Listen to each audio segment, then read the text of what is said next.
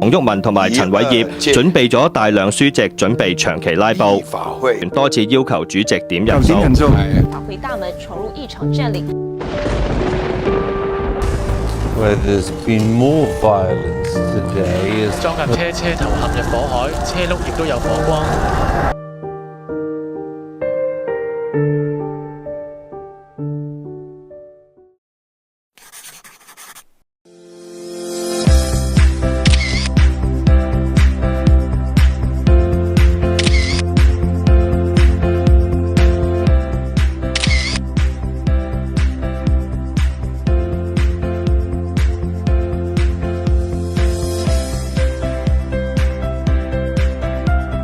經歷咗2019年港版顏色革命、黑暴，加上地緣政治日益複雜，我哋必須盡快修補好呢一塊短板，早一日風險少一日。